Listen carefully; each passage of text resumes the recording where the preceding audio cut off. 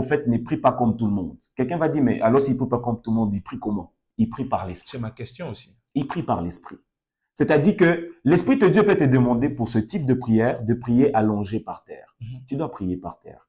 Dieu peut te dire pour ce type de prière, tu ne vas rien dire. Tu vas juste arrêter de dormir sur ton lit pendant 5 jours. 5 jours, par exemple. Vous voyez?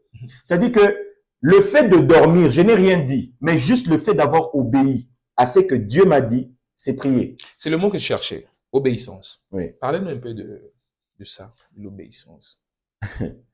La Bible dit, lorsque Dieu a parlé à Saül et qu'il n'a pas respecté ce que Dieu lui avait demandé de faire, la Bible dit que l'obéissance vaut mieux que les sacrifices. J'ai toujours aimé l'expliquer de cette manière. La Bible, lorsqu'elle parle de la grâce, on comprend quand on étudie l'expression grâce, que la grâce est une faveur imméritée. C'est-à-dire, je n'ai pas mérité quelque chose, mais je l'ai quand même. Dieu me fait mériter quelque chose que je n'ai pas mérité. Il me qualifie là où je devrais normalement être disqualifié. Voilà. Mais quand la Bible parle de l'obéissance, il élève l'obéissance au même volume que la grâce. Parce que lorsque la Bible parle de l'obéissance, il l'élève au même niveau que la grâce. Comment ça? Parce que l'obéissance est une autre forme de grâce. L'obéissance est une autre forme de grâce. Je vous explique. Je vous explique. La Bible dit, mieux vaut l'obéissance que les sacrifices.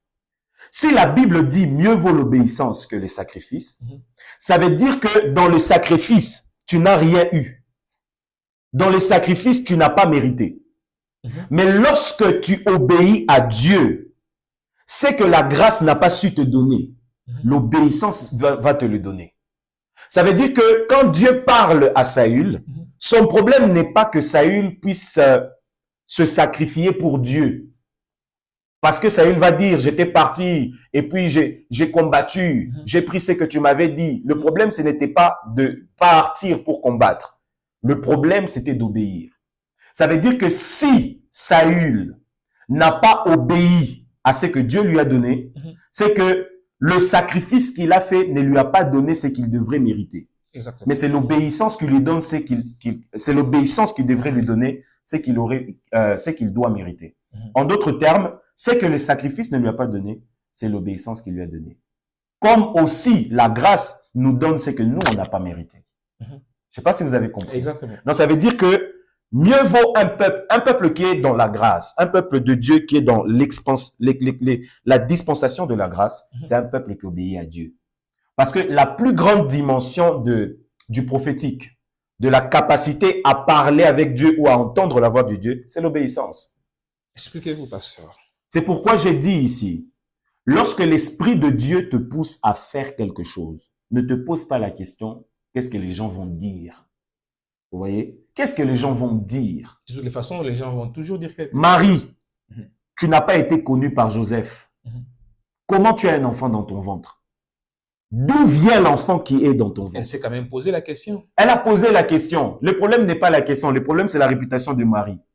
Parce que je vais vous dire, si nous, les chrétiens, nous croyons que Jésus est entré par le ventre de Marie, il y a ceux qui pensent que peut-être qu'elle s'était prostituée. Ah oui? Ah oui. C'est pourquoi jusqu'aujourd'hui, les Juifs ne savent pas accepter que Jésus qui était venu là, c'est lui le Messie. Voyez-vous ça? Pour eux, Jésus est fils de Joseph. Mais alors, parce que pour eux, ils estiment que Joseph avait connu Marie, mais n'avait pas voulu dire. Et pourquoi on ne l'a pas lapidé alors? Ah, ça, je ne